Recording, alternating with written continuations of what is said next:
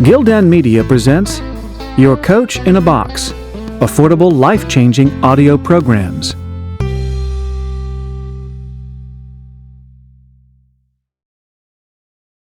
"50 Psychology Classics" by Tom Butler-Bowdon, narrated and produced by Lloyd James. Introduction. A journey that spans 50 books, hundreds of ideas, and over a century in time, 50 Psychology Classics looks at some of the most intriguing questions relating to what motivates us, what makes us feel and act in certain ways, how our brains work, and how we create a sense of self. Deeper awareness in these areas can lead us to self-knowledge, a better understanding of human nature, improved relationships, and increased effectiveness. In short, to make a real difference to your life. 50 Psychology Classics explores writings from such iconic figures as Freud, Adler, Jung, Skinner, James, Piaget, and Pavlov, and also highlights the work of contemporary thinkers such as Gardner, Gilbert, Goleman, and Seligman. There is a commentary devoted to each book, revealing the key points and providing a context of the ideas, people, and movements surrounding it.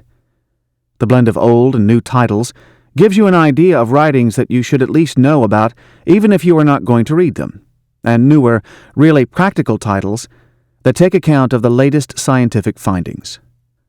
The focus is on psychology for non-psychologists, books everyone can read and be enlightened by, or that were expressly written for a general audience. In addition to psychologists, the list includes titles by neurologists, psychiatrists, biologists, communications experts, and journalists, not to mention a dock worker, an expert in violence, and a novelist. As the secrets of human behavior are too important to be defined by a single discipline or point of view, we need to hear from such an eclectic collection of voices. The book does not focus primarily on psychiatry, although works by psychiatrists such as Oliver Sacks, Erik Erikson, R.D. Laing, and Viktor Frankl are included, plus some by famous therapists including Carl Rogers, Fritz Perls, and Milton Erickson. 50 Psychology Classics is less about fixes to problems than supplying general insights into why people think or act as they do. Despite the inclusion of some titles relating to the unconscious mind, the emphasis is also not on depth psychology or concepts of the psyche or soul. Some of the best popular writers in this area, including James Hillman, The Soul's Code, Thomas More, Care of the Soul, Carol Pearson, The Hero Within, and Joseph Campbell, The Power of Myth, have been covered in 50 Self-Help Classics and 50 Spiritual Classics, which explore books on the more transformational and spiritual sides of psychology. The list of 50 psychological classics does not claim to be definitive, just a range over some of the major names and writings. Every collection of this type will be, to some extent, idiosyncratic, and no claims are made to cover the various fields and subfields in psychology comprehensively. Here, we are seeking basic insights into some of the most intriguing psychological questions and concepts, and a greater knowledge of human nature. The Rise of a Science. Psychology is the science of mental life. William James. As the early memory researcher Hermann Ebbinghaus, 1850 to 1909, wrote, "Psychology has a long past, but only a short history." He meant that people have been thinking about human thought, emotion, intelligence, and behavior for thousands of years. But as a discipline based on facts, rather than speculation, psychology is still in its infancy. Even though he made his statement 100 years ago, psychology is still considered young.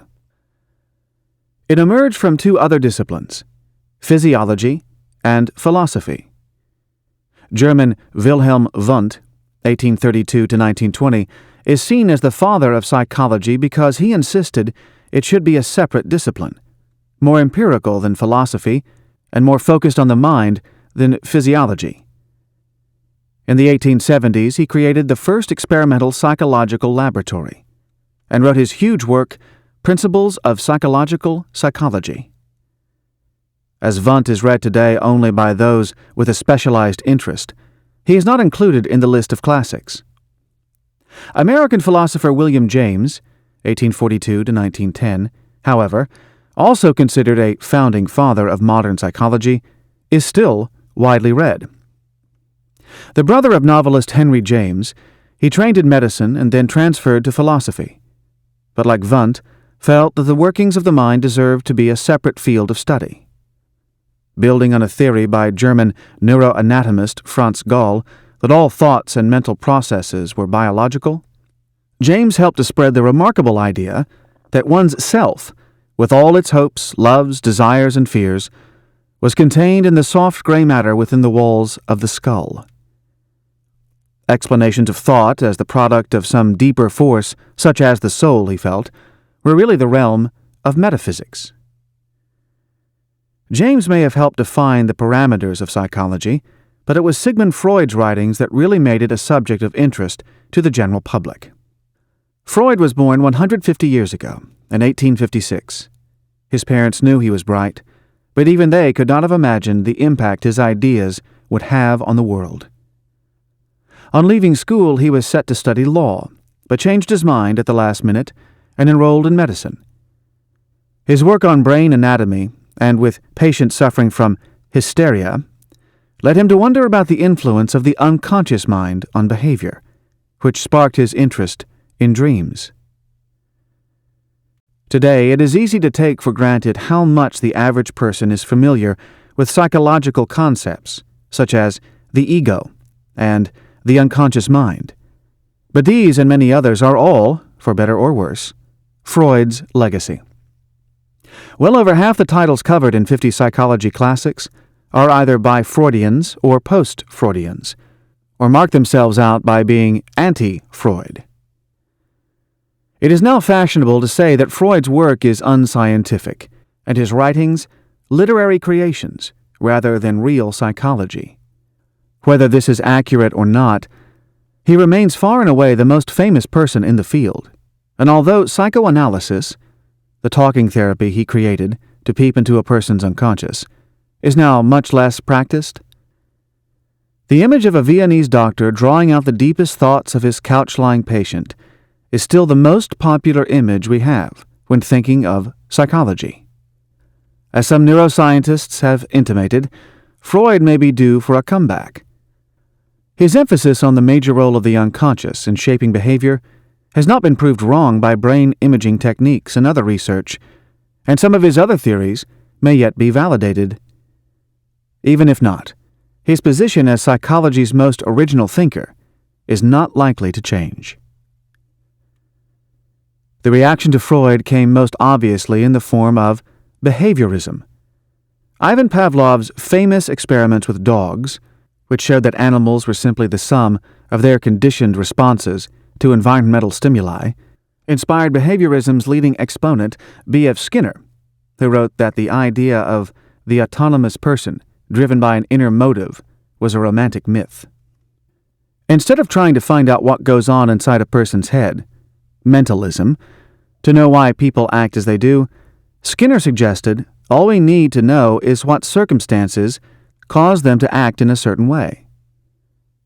Our environments shape us into what we are, and we change the course of our actions according to what we learn is good for our survival.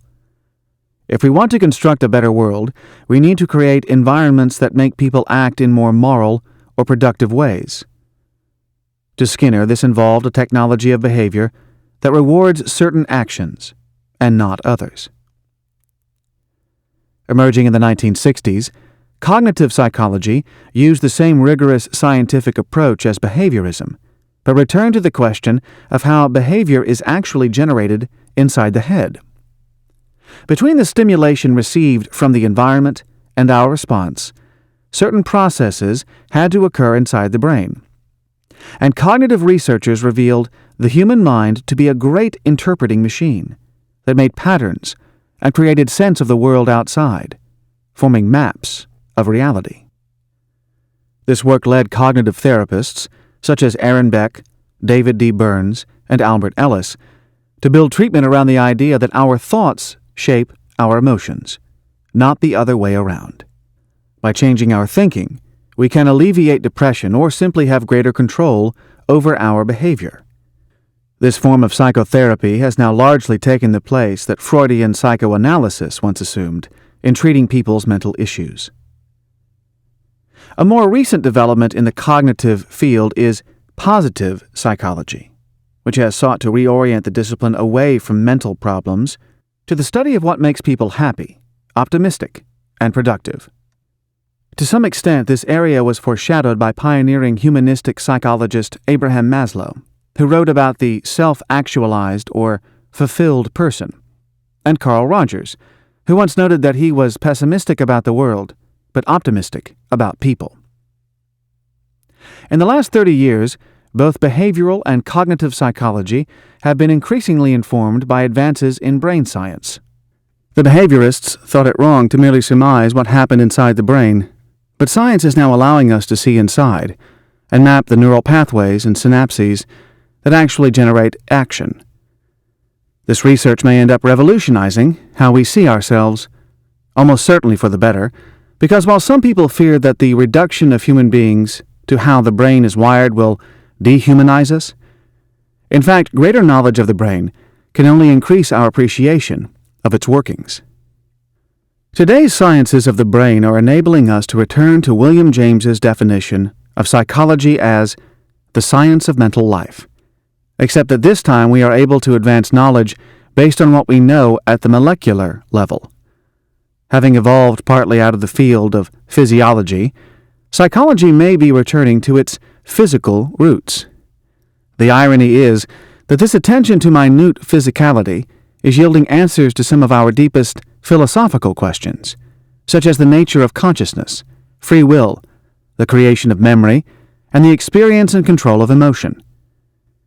It may even be that the mind and the self are simply illusions created by the extraordinary complexity of the brain's neural wiring and chemical reactions.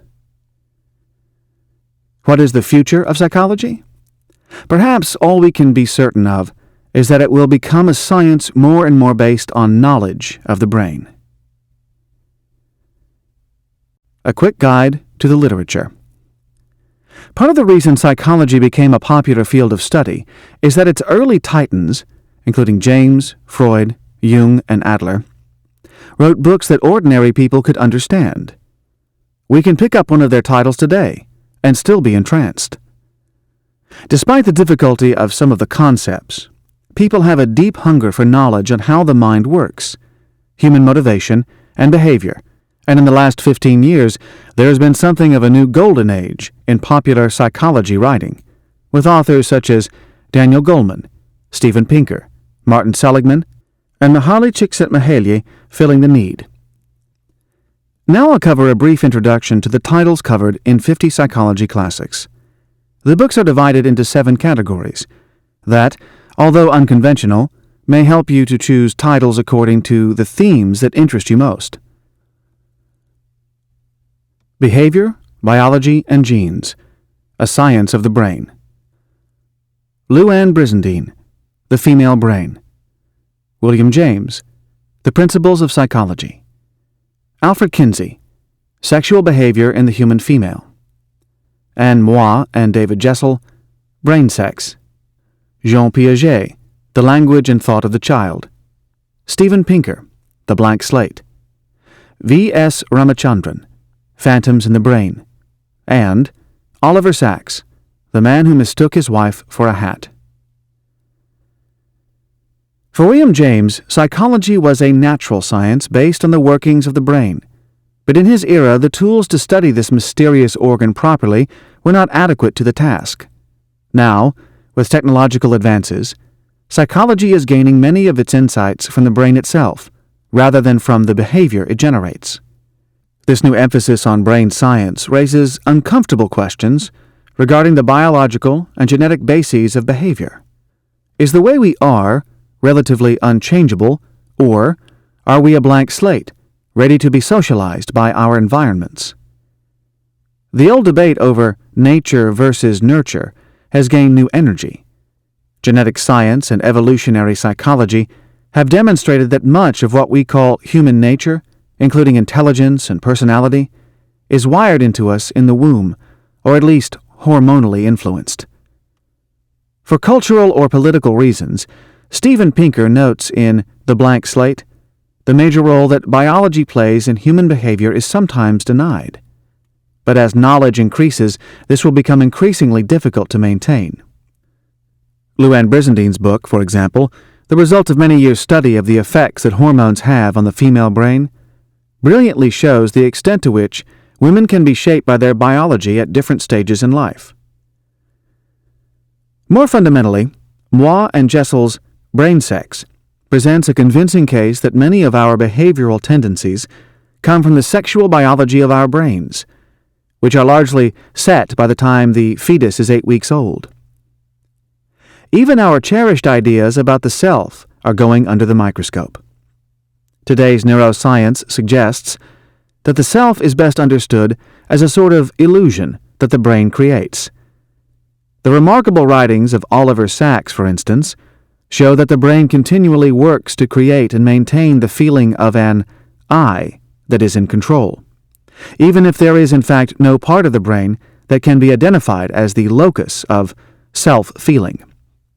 Neuroscientist V.S. Ramachandran's work with phantom limbs seems to confirm the brain's remarkable ability to create a sense of cognitive unity, even if the reality of many cells and of many layers of consciousness is more complex. Jean Piaget never did any laboratory work on the brain, but grew up studying snails in the Swiss mountains. He applied an early genius for scientific observation to the study of children, noting that they progress along a definite line of stages according to age, assuming there is adequate stimulation from their environments.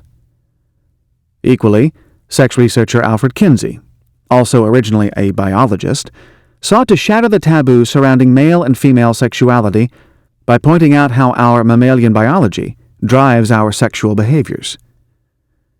The work of both Piaget and Kinsey suggests that while biology is always a dominant influence on behavior, environment is critical to its expression.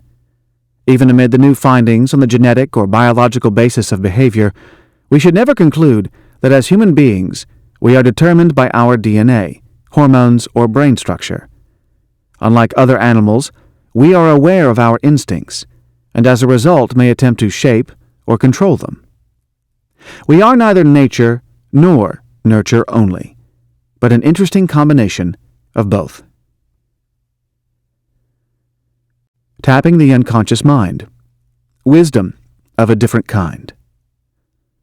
Gavin de Becker, The Gift of Fear. Milton Erickson, by Sidney Rosen, My Voice Will Go With You. Sigmund Freud, The Interpretation of Dreams. Malcolm Gladwell, Blink. And Carl Jung, The Archetypes and the Collective Unconscious. Psychology involves more than the rational thinking mind, and our ability to tap into our unconscious can yield a vast store of wisdom. Freud tried to show that dreams are not simply meaningless hallucinations, but a window into the unconscious that can reveal suppressed wishes. To him, the conscious mind was like the tip of an iceberg, with the submerged bulk providing the center of gravity in terms of motivation. Jung went further, identifying a whole sub-rational architecture, the collective unconscious, that exists independent of particular individuals, constantly generating the customs, art, mythology, and literature of culture. For both Jung and Freud, greater awareness of what lies beneath meant someone was less likely to be tripped up by life. The unconscious was a store of intelligence and wisdom that could be accessed if we knew how, and their great task was to reconnect us to our deeper selves. As therapy, depth psychology has been no more than moderately successful, and tends to be only as effective as the insights or techniques of particular practitioners. Milton Erickson, for example, a famous hypnotherapist, had the motto, "It is really amazing what people can do, only they don't know what they can do." He also understood the unconscious to be a well of wise solutions, and enabled his patients to tap into it and regain forgotten personal power.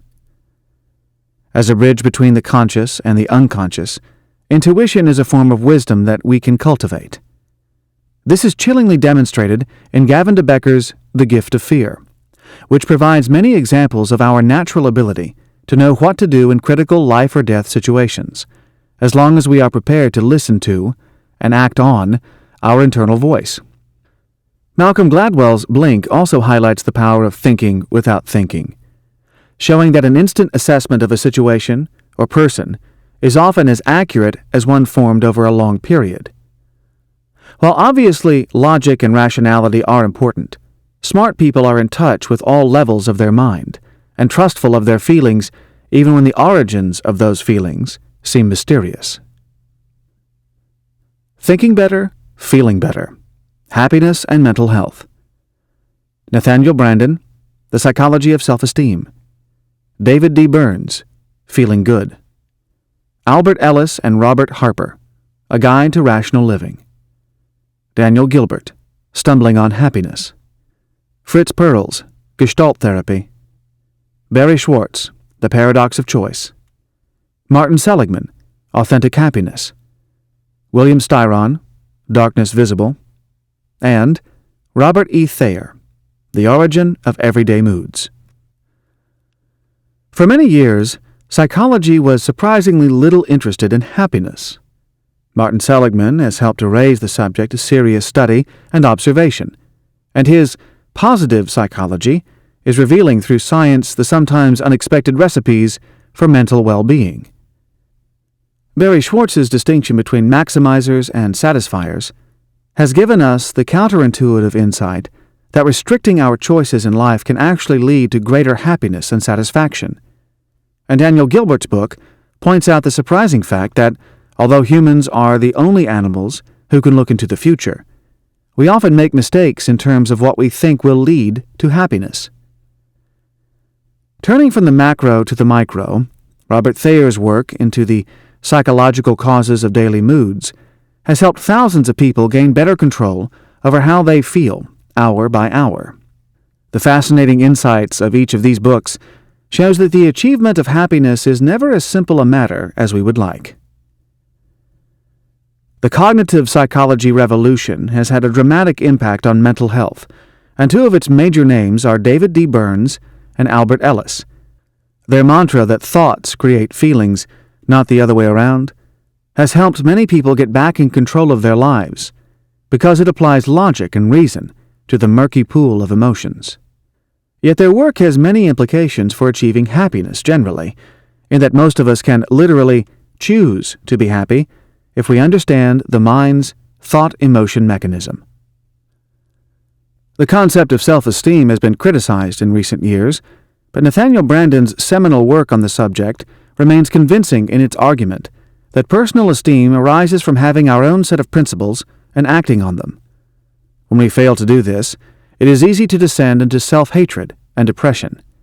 Yet as William Styron's classic account of his own battle with depression indicates, the causes of the condition are often mysterious and can strike anyone. He notes that it remains the cancer of the mental health world. We are close to finding a cure, but not close enough for those who do not respond quickly to drugs or therapy. Why we are, how we are. The study of personality and the self. Isabel Briggs Myers, Gifts Differing. Erik Erikson, Young Man Luther. Hans Eysenck, Dimensions of Personality. Anna Freud, The Ego and the Mechanisms of Defense. Karen Horney, Our Inner Conflicts. Melanie Klein, Envy and Gratitude.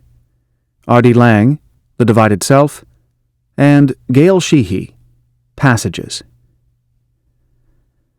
The ancients commanded us to know thyself, but in psychology this quest takes on many aspects. Eysenck's work on the extroverted and neurotic dimensions of personality paved the way for many other models, with contemporary psychologists commonly assessing people according to the Big Five personality traits of extroversion, agreeableness, conscientiousness, neuroticism, and openness to experience. Today, we can take myriad tests to determine our personality type, and while it is wise to be skeptical of their validity, some can provide genuine insights. The best known of the modern forms is the inventory originally created by Isabel Briggs Myers. Of course, who we are at one point in our life may be different from who we are at another. Erik Erikson coined the term identity crisis, and in his compelling psychobiography of religious reformer Martin Luther, he conveys both the pain of uncertain identity and the power that comes when we finally know who we are. As Gail Sheehy pointed out in her 1970s hit, Passages, we go through many crises during adult life, and not only are they somewhat predictable, we should welcome them as an opportunity for growth. Human beings sometimes have to cope with what seem like competing selves. Anna Freud took up where her father left off in focusing on the psychology of the ego, noting that humans do just about anything to avoid pain and preserve a sense of self, and this compulsion often results in the creation of psychological defenses. Neo-Freudian Karen Horney believed that childhood experiences resulted in our creation of a self that moved toward people or moved away from people. These tendencies were a sort of mask that could develop into neuroses if we were not willing to move beyond them. Underneath was what she called a whole-hearted or real person. Melanie Klein focused on how a schizoid personality could develop as a result of an infant's relations with its mother in the first year of life, although she noted that most people grow out of this and establish healthy relations with themselves and the world. Most of us do have a strong sense of self, but as R.D. Laing showed in his landmark work on schizophrenia, some people lack this basic security and attempt to replace the vacuum with false selves. Most of the time we take it for granted, but it is only when it is lost that we can fully appreciate our brain's ability to create the feeling of self-possession, or be comfortable with who we are. Why we do what we do. Great thinkers on human motivation. Alfred Adler, Understanding Human Nature. Viktor Frankl, The Will to Meaning. Eric Hoffer, The True Believer. Abraham Maslow, The Farther Reaches of Human Nature. Stanley Milgram, Obedience to Authority. Ivan Pavlov, Conditioned Reflexes. And B.F. Skinner, Beyond Freedom and Dignity. Alfred Adler was a member of Freud's original inner circle, but broke away because he disagreed that sex was the prime mover behind human behavior. He was more interested in how our early environments shape us, believing that we all seek greater power by trying to make up for what we perceive we lacked in childhood. His famous theory of compensation.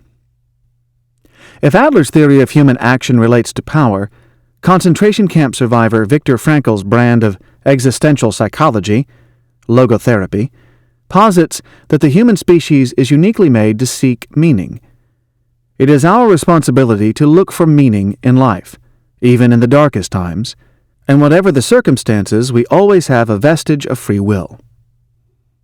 Yet, as amateur psychologist Eric Hoffer wrote in The True Believer, people allow themselves to be swept up in larger causes in order to be freed of responsibility for their lives, and to escape the banality and misery of the present.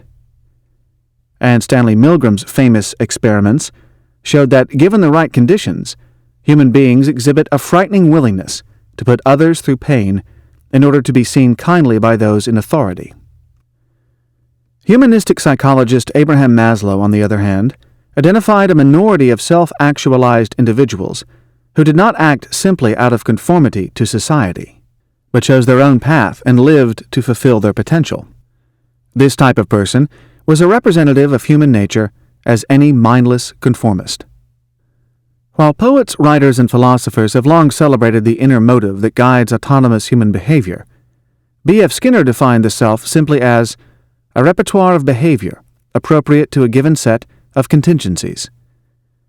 There was no such thing as human nature, and conscience or morality could be boiled down to environments that induced us to behave in moral ways. Skinner's ideas built on the work of Ivan Pavlov, whose success in conditioning dogs' behavior also brought into question the freedom of human action. Despite these vast differences in understanding motivation, together these books provide remarkable insights into why we do what we do, or at least what we are capable of doing, both good and bad. Why we love the way we do. The dynamics of relationships. Eric Berne, Games People Play. Susan Forward, Emotional Blackmail. John M. Gottman, The 7 Principles for Making Marriage Work. Harry Harlow, The Nature of Love. Thomas A. Harris, I'm Okay, You're Okay. And Carl Rogers, On Becoming a Person. Love has traditionally been the domain of poets, artists, and philosophers. But in the last 50 years, the terrain of relationships has increasingly been mapped by psychologists.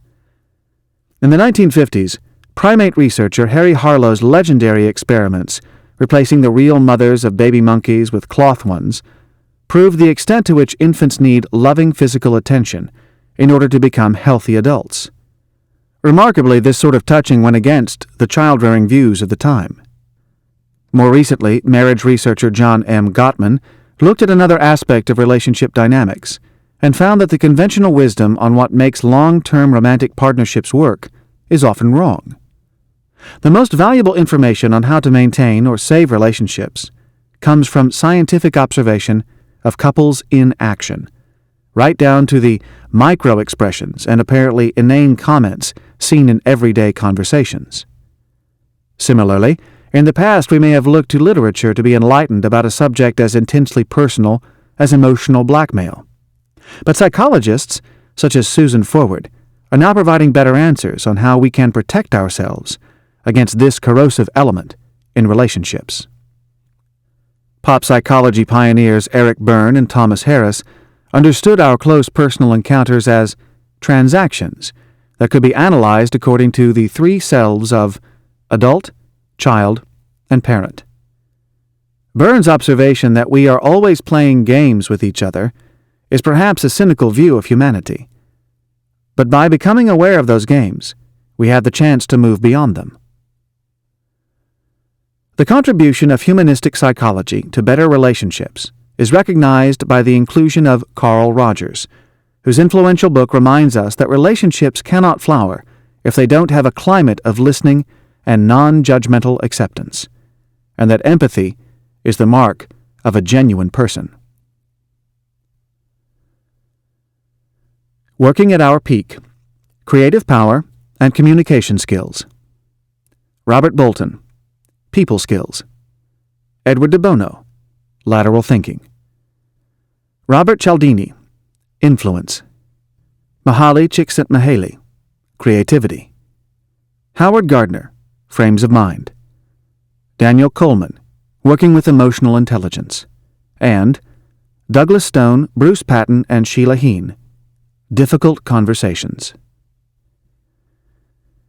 Debates rage in the academic world over the true nature of intelligence, but in working life we are interested in its application.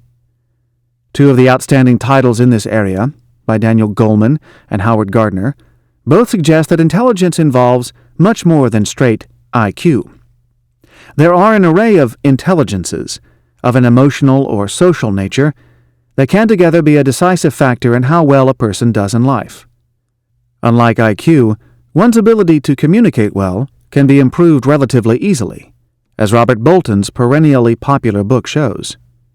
And in Difficult Conversations, a product of extensive Harvard research, Douglas Stone and his colleagues give excellent advice on how to deal with some of the most challenging workplace encounters.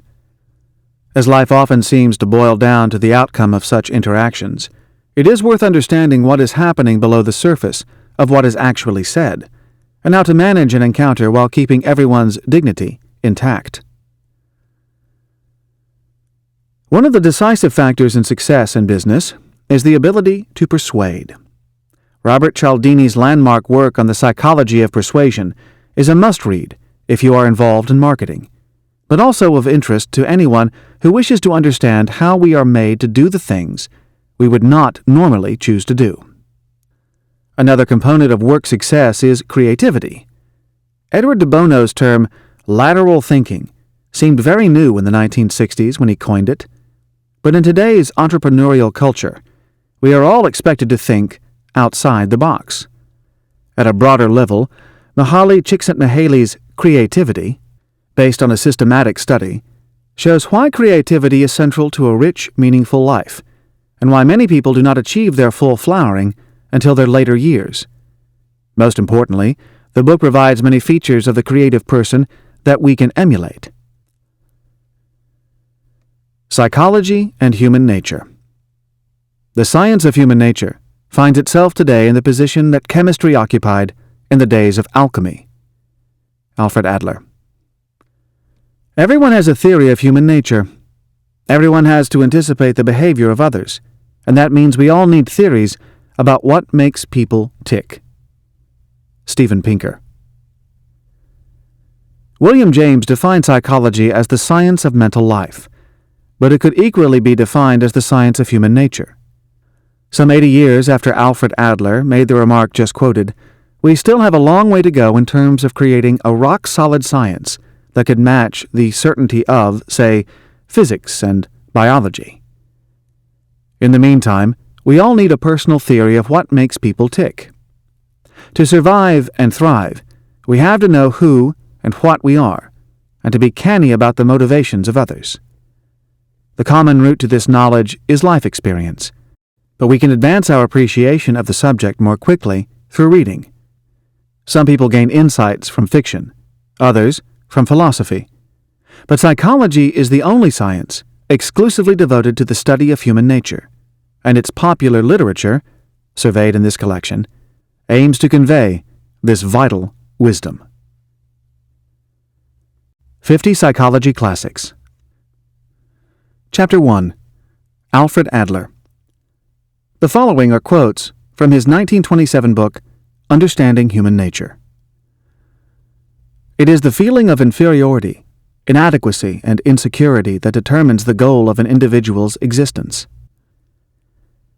One motive is common to all forms of vanity. A vain individual has created a goal that cannot be attained in this life. He wants to be more important and successful than anyone else in the world, and this goal is the direct result of his feeling of inadequacy. Every child is left to evaluate his experiences for himself and to take care of his own personal development outside the classroom. There is no tradition for the acquisition of a true knowledge of the human psyche. The science of human nature thus finds itself today in the position that chemistry occupied in the days of alchemy. In a nutshell, what we think we lack determines what we will become in life. Books in a similar vein. Erik Erikson, Young Man Luther. Anna Freud, The Ego and the Mechanisms of Defense. Sigmund Freud, The Interpretation of Dreams. And Karen Horney, Our Inner Conflicts. In 1902, a group of men, mostly doctors and all Jewish, began meeting every Wednesday in an apartment in Vienna. Sigmund Freud's Wednesday Society would eventually become the Vienna Psychoanalytical Society, and its first president was Alfred Adler. The second most important figure in the Viennese circle and the founder of individual psychology, Adler never considered himself a disciple of Freud. While Freud was an imposing, patrician type who had come from a highly educated background and lived in a fashionable district of Vienna, Adler was the plain-looking son of a grain merchant who had grown up on the city's outskirts. While Freud was known for his knowledge of the classical world and his collection of antiquities, Adler worked hard for better working-class health and education and for women's rights. The pair's famous split occurred in 1911, after Adler had become increasingly annoyed with Freud's belief that all psychological issues were generated by repressed sexual feelings. A few years earlier, Adler had published a book, Study of Organ Inferiority and Its Psychical Compensation, which argued that people's perceptions of their own body and its shortcomings were a major factor in shaping their goals in life. Freud believed human beings to be wholly driven by the stirrings of the unconscious mind, but Adler saw us as social beings who create a style of life in response to the environment and to what we feel we lack. Individuals naturally strive for personal power and a sense of our own identity. But if healthy, we also seek to adjust to society and make a contribution to the greater good. Compensating for weakness. Like Freud, Adler believed that the human psyche is shaped in early childhood and that patterns of behavior remain remarkably constant into maturity. But while Freud focused on infantile sexuality, Adler was more interested in how children seek to increase their power in the world. Growing into an environment in which everyone else seems bigger and more powerful, every child seeks to gain what they need by the easiest route. Adler is famous for his idea of birth order, or where we come in a family. Youngest children, for instance, because they are obviously smaller and less powerful than everyone else, will often try to outstrip every other member of the family and become its most capable member. A fork in the developmental path leads a child either to imitate adults in order to become more assertive and powerful themselves, or consciously to display weakness so as to get adult help and attention. In short, every child develops in ways that best allow them to compensate for weakness. 1,000 talents and capabilities arise from our feelings of inadequacy, Adler noted. A desire for recognition emerges at the same time as a sense of inferiority. A good upbringing should be able to dissolve this sense of inferiority, and as a result the child will not develop an unbalanced need to win at the expense of others. We might assume that a certain mental, physical, or circumstantial handicap we had in childhood was a problem. But what is an asset and what is a liability depends on the context. It is whether we perceive a shortcoming to be such that matters most. The psyche's attempt to banish a sense of inferiority will often shape someone's whole life. The person will try to compensate for it in sometimes extreme ways. Adler invented a term for this, the famous inferiority complex. While a complex may make someone more timid or withdrawn, it could equally produce the need to compensate for that in overachievement. This is the pathological power drive, expressed at the expense of other people and society generally. Adler identified Napoleon, a small man making a big impact on the world, as a classic case of an inferiority complex in action. How character is formed. Adler's basic principle was that our psyche is not formed out of hereditary factors but social influences. Character is the unique interplay between two opposing forces, the need for power or personal aggrandizement, and a need for social feeling and togetherness. In German, Gemeinschaftsgefühl. The forces are in opposition, and each of us is unique because we all accept or reject the forces in different ways. For instance, a striving for dominance would normally be limited by a recognition of community expectations, and vanity or pride is kept in check. However, when ambition or vanity takes over, a person's psychological growth comes to an abrupt end. As Adler dramatically put it, the power-hungry individual follows a path to his own destruction. When the first force, social feeling and community expectation, is ignored or affronted, the person concerned will reveal certain aggressive character traits: vanity, ambition, envy, jealousy, playing God, or greed. Or non-aggressive traits: withdrawal, anxiety, timidity, or absence of social graces. When any of these forces gains the upper hand, it is usually because of deep-seated feelings of inadequacy. Yet the forces also create an intensity or tension that can give tremendous energy. Such people live in the expectation of great triumphs to compensate for those feelings, but as a result of their inflated sense of self, lose some sense of reality. Life becomes about the mark they will leave on the world and what others think of them. Though in their mind they are something of a heroic figure, others can see that their self-centeredness actually restricts their proper enjoyment of the possibilities of life. They forget that they are human beings, with ties to other people. Enemies of society. Adler noted that vain or prideful people usually try to keep their outlook hidden, saying that they are simply ambitious, or even more mildly, energetic. They may camouflage their true feelings in ingenious ways. To show that they are not vain, they may purposely pay less attention to dress or be overly modest. But Adler's piercing observation of the vain person was that everything in life comes down to one question: what do I get out of this? Adler wondered, is great achievement simply vanity put in the service of humankind? Surely self-aggrandizement is a necessary motivation in order to want to change the world, to be seen in a good light? His answer was that it isn't. Vanity plays little part in real genius, and in fact only detracts from the worth of any achievement.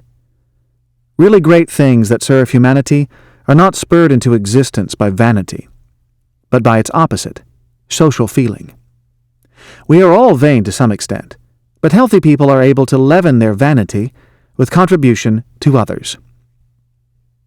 Vain people, by their nature, do not allow themselves to give in to society's needs. In their focus on achieving a certain standing, position, or object, they feel that they can shirk the normal obligations to the community or family that others take for granted. As a result, they usually become isolated and have poor relationships. So used to putting themselves first, they are expert at putting the blame on others. The communal life involves certain laws and principles that an individual cannot get around. Each of us needs the rest of the community in order to survive, both mentally and physically. As Darwin noted, weak animals never live alone. Adler contended that adaptation to the community is the most important psychological function that a person will master.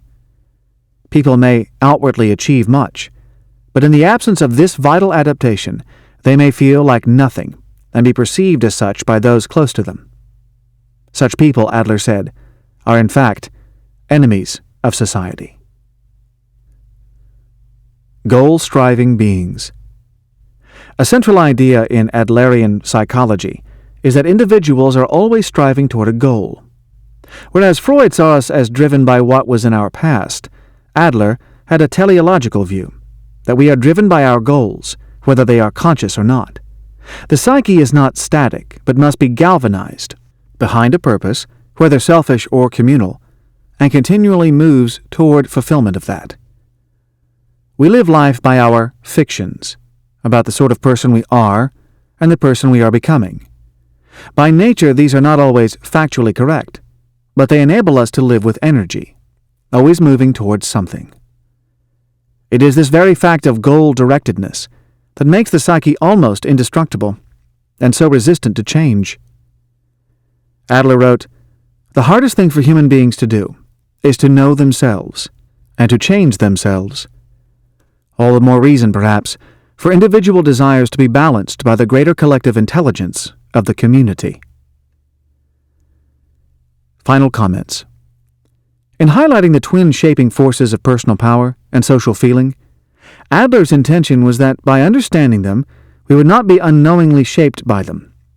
In the vignettes of actual people presented in his book, we may see something of ourselves. Perhaps we have cocooned ourselves in our family or community, forgetting the career dreams we once had. Or maybe we see ourselves as a king of the world, able to defy social convention at will. In both cases, there is an imbalance that will lead to restriction of our possibilities. Much of understanding human nature reads more like philosophy than psychology, overloaded with generalizations about personal character that are anecdotal rather than empirical. This absence of scientific support is one of the main criticisms of Adler's work. However, notions such as the inferiority complex have become a part of everyday usage.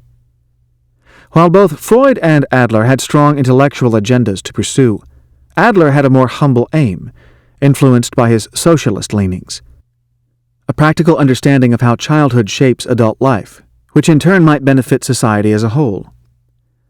Unlike the culturally elitist Freud, Adler believed that the work of understanding human nature should not be the preserve of psychologists alone, but a vital task for everyone, given the bad consequences of ignorance. This approach to psychology was unusually democratic, and appropriately, Understanding Human Nature is based on a year's worth of lectures at the People's Institute of Vienna. It is a work that anyone can read and understand. Alfred Adler. Adler was born in Vienna in 1879, the second of 7 children. After a severe bout of pneumonia at the age of 5 and the death of a younger brother, he committed himself to becoming a doctor. He studied medicine at the University of Vienna and qualified in 1895.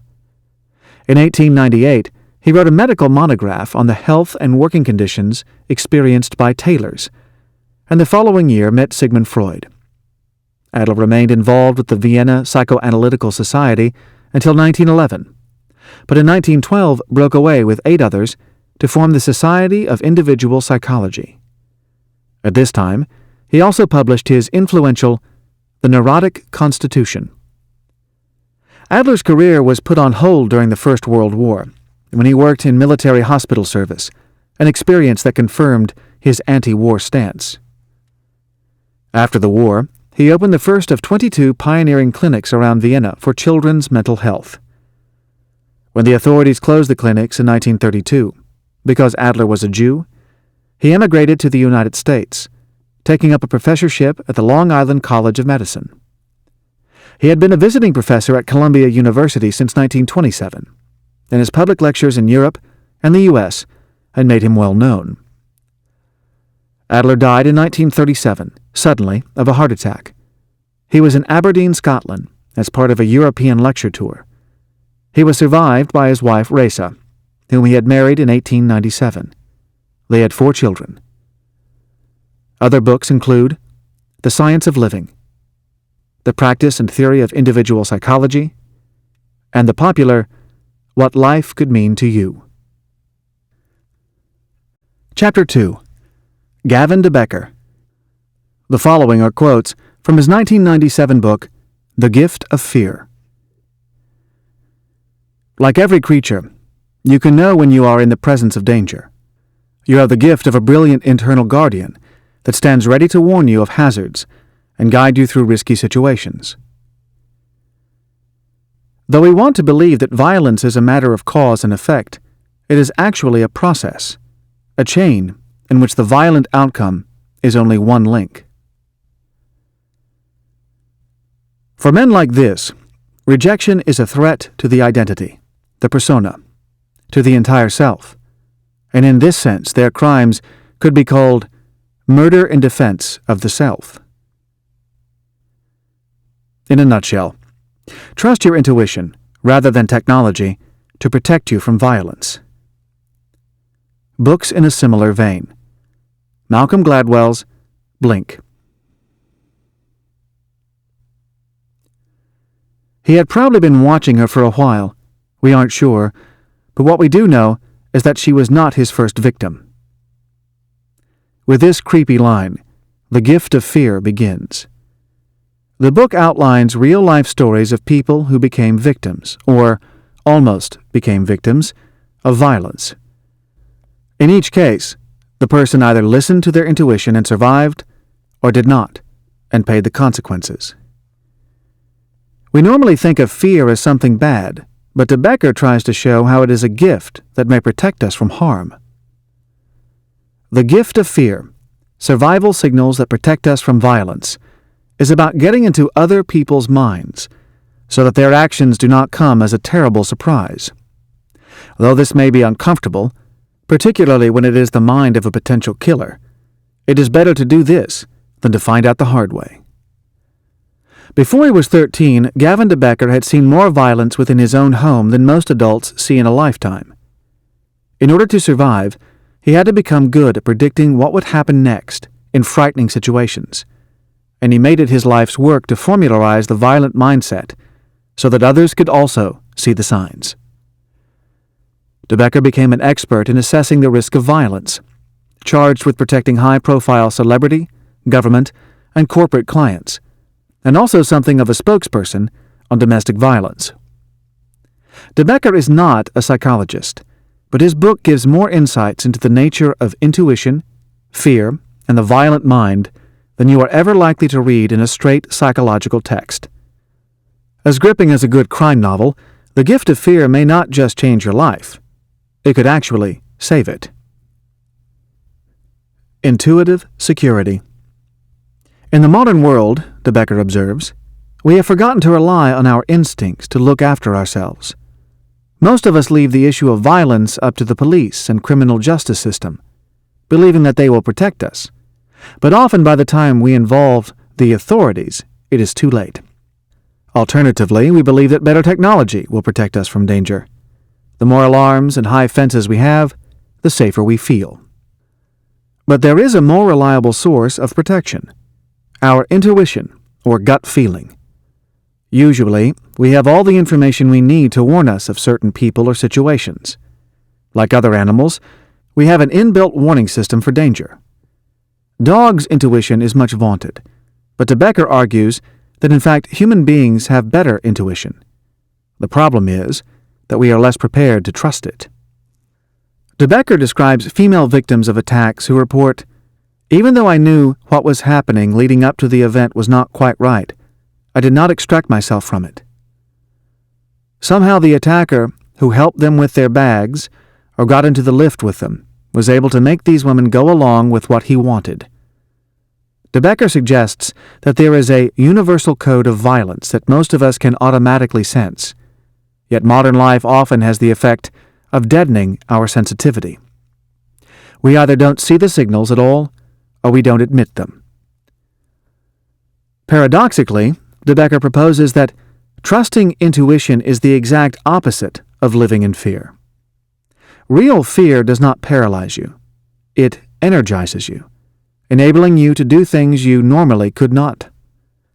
In the first case he discusses, a woman had been trapped and raped in her own apartment. When her attacker said he was going into the kitchen, something told her to follow him on tiptoe, and when she did, she saw him rifling through the drawers looking for a large knife, to kill her. She made a break for the front door and escaped. What is fascinating is her recollection of not being afraid. Real fear, because it involves our intuition, in fact is a positive feeling designed to save us. A violent streak in everyone. De Becker debunks the idea that there is a criminal mind separating certain people from the rest of us. Most of us would say that we can never kill another person, but then you usually hear the caveat, "unless I was having to protect a loved one." We are all capable of criminal thoughts and even actions. Many murderers are described as inhuman, but surely, De Becker observes, they can't be anything but human. If one person is capable of a particular act, under certain circumstances, we may all be capable of that act. In his work, De Becker does not have the luxury of making distinctions like human and monster. Instead, he looks for whether a person may have the intent or ability to harm. He concludes, the resource of violence is in everyone. All that changes is our view of the justification. A chain, not an isolated act. Why do people commit violence? De Becker boils it down to 4 elements. 1. Justification. The person makes a judgment that they have been intentionally wronged. 2. Alternatives. Violence seems like the only way forward to seek redress or justice. 3. Consequences. They decide they can live with the probable outcome of their violent act. For instance, a stalker may not mind going to jail as long as he gets his victim. And 4. Ability. They have confidence in their ability to use their body or bullets or a bomb to achieve their ends. De Becker's team check through these pre-incident indicators when they have to predict the likelihood of violence from someone threatening a client. If we pay attention, he says, violence never comes from nowhere. It is actually not very common for people to snap before they commit murder. Generally, De Becker remarks, violence is as predictable as water coming to a boil. What also helps in predicting violence is to understand it as a process, in which the violent outcome is only one link. While the police are looking for the motive, De Becker and his team are going deeper to find the history of violence, or violent intent, that usually precedes the act. The Gift of Fear includes a chapter on spousal violence, noting that most spousal murder does not happen in the heat of the moment. It is usually a premeditated decision, preceded by the husband stalking his wife and sparked by the wife's rejection. For such men, being rejected is too great a threat to their sense of self, and killing their partner seems the only way to restore their identity. De Becker reveals an alarming fact. 3/4 of spousal murders happen after the woman leaves the marriage. Knowing how to pick a psychopath.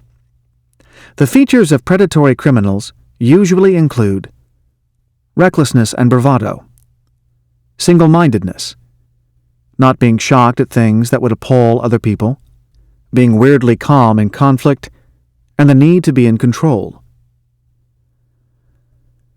What is the best predictor of violent criminality?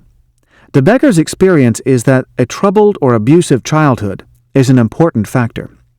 In a study into serial killers, 100% were found to have suffered violence themselves, been humiliated, or simply neglected as children.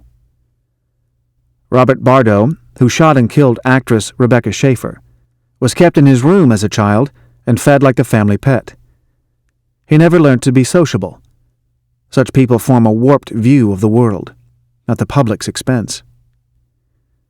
Yet violent people can be very good at hiding the signals that they are psychopaths. They may studiously model normality, so that they can at first appear to be regular guys. Warning signals include, they're too nice. They talk too much and give us unnecessary details to distract us. They approach us, never the other way around. They typecast us or mildly insult us in order to have us respond and engage with them. They use the technique of forced teaming, using the word we to make them and their victim seem like they are all in the same boat. They find a way to help us so we feel in their debt, called loan sharking. And finally, they ignore or discount our no. Never let someone talk you out of a refusal, because then they know they are in charge. We don't have to lead paranoid lives. Most of the things we worry about never happen. Yet it is foolish to trust our home or office security system or the police absolutely. As it is people who harm, De Becker notes, it is people we must understand. Inside the mind of the stalker. The Gift of Fear is riveting when De Becker is discussing public figures who are his clients and stalkers' attempts to get close to them. At any one time, a famous singer or actor may have 3 or 4 people after them, sending mountains of letters or trying to get through security. Only a small number of these stalkers actually want to kill their target. The rest believe they are in some kind of relationship with the star. But the common factor is a desperate hunger for recognition. All of us want recognition, glory, significance to some extent, and in killing someone famous, stalkers themselves become famous. Mark Chapman and John Hinckley Jr., for instance, are names forever linked with their targets, John Lennon and Ronald Reagan. To such people, assassination makes perfect sense. It is a shortcut to fame. And psychotic people do not really care whether the attention they gain is positive or negative. The image of a crazed person going after a movie star or president captures the public imagination, but De Becker wonders why we are so intrigued by celebrity stalkers, but are blasé about the fact that, in the U.S. alone, a woman is killed by a husband or boyfriend every 2 hours. Incidentally, he has little faith in restraining orders, which he says only intensify the situation.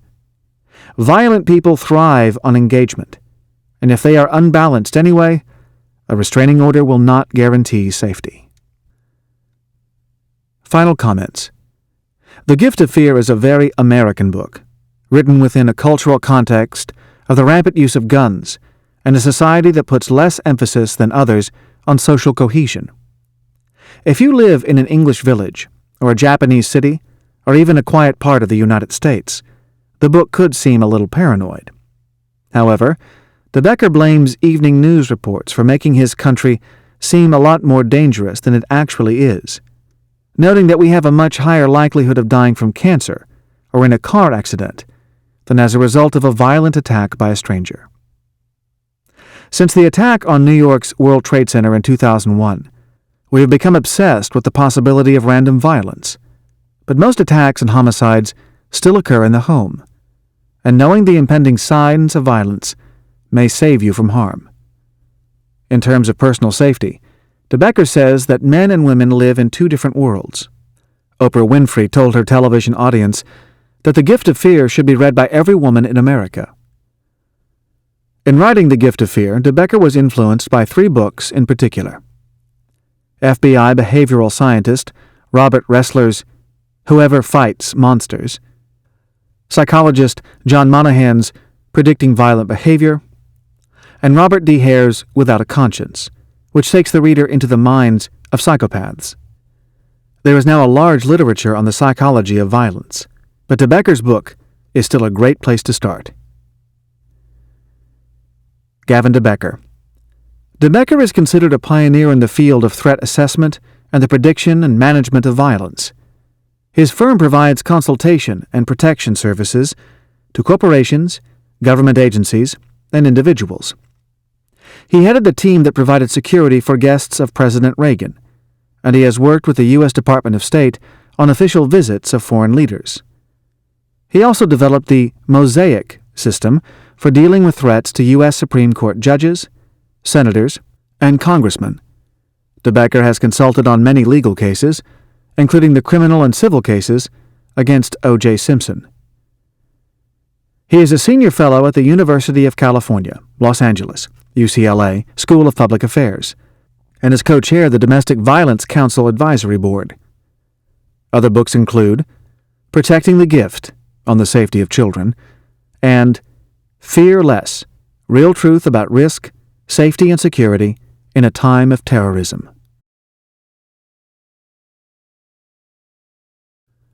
Chapter 3. Eric Berne. The following are quotes from his 1964 book, Games People Play. The marital game of lunch bag. The husband, who can well afford to have lunch in a good restaurant, nevertheless makes himself a few sandwiches every morning, which he takes to the office in a paper bag. In this way he uses up crusts of bread, leftovers from dinner, and paper bags his wife saves for him. This gives him complete control over the family finances, for what wife would dare buy herself a mink stole in the face of such self-sacrifice? Father comes home from work and finds fault with daughter, who answers impudently, or daughter may make the first move by being impudent, whereupon father finds fault. Their voices rise, and the clash becomes more acute. There are 3 possibilities. A. Father retires to his bedroom and slams the door. B. Daughter retires to her bedroom and slams the door. C. Both retire to their respective bedrooms and slam the doors. In any case, the end of a game of uproar is marked by a slamming door. In a nutshell, people play games as a substitute for real intimacy, and every game, however unpleasant, has a particular payoff for one or both players. Books in a similar vein. Thomas A. Harris, I'm Okay, You're Okay. Karen Horney, Our Inner Conflicts. And Fritz Perls' Gestalt Therapy. In 1961, psychiatrist Eric Berne published a book with a very boring title, Transactional Analysis in Psychotherapy. It became the foundation work in its field, was much referenced, and was a reasonable seller. 3 years later, he published a sequel based on the same concepts, but with a more colloquial feel. With its brilliant title and witty, amusing categories of human motivation, Games People Play was bound to attract more attention. Sales for the initial print run of 3,000 copies were slow, but 2 years later, thanks mostly to word of mouth and some modest advertising, the book had sold 300,000 copies in hardback. It spent 2 years on the New York Times bestseller list, unusual for a nonfiction work, and, creating a template for future writers who suddenly got wealthy by writing a pop psychology bestseller, the 50-something Byrne bought a new house and a Maserati, and remarried. Though he did not realize it at the time, Games People Play, The Psychology of Human Relationships, marked the beginning of the popular psychology boom, as distinct from mere self-help on the one hand and academic psychology on the other. Mainstream psychologists look down on Byrne's book as shallow and pandering to the public, but in fact, the first 50 or 60 pages are written in a rather serious, scholarly style. Only in the second part does the tone lighten up, and this is the section most people bought the book for. Today, Games People Play has sold over 5 million copies, and the phrase in its title has entered the English idiom. Strokes and Transactions. Byrne began by noting research that infants, if deprived of physical handling, often fall into irreversible mental and physical decline. He pointed to other studies suggesting that sensory deprivation in adults can lead to temporary psychosis. Adults need physical contact as much as children, but it is not always available, so we compromise, instead seeking symbolic emotional strokes from others. A movie star, for instance, may get his strokes from hundreds of adoring weekly fan letters, while a scientist may get hers from a single positive commendation from a leading figure in the field. Byrne defined the stroke as the fundamental unit of social action. An exchange of strokes is a transaction, hence his creation of the phrase transactional analysis, TA, to describe the dynamics of social interaction. Why we play games. Given the need to receive strokes, Byrne observed that in biological terms, human beings consider any social intercourse, even if negative, as better than none at all. This need for intimacy is also why people engage in games. These become a substitute for genuine contact. He defined a game as an ongoing series of complementary ulterior transactions, progressing to a well-defined, predictable outcome. We play a game to satisfy some hidden motivation, and it always involves a payoff. Most of the time, people are not aware they are playing games. It is just a normal part of social interaction.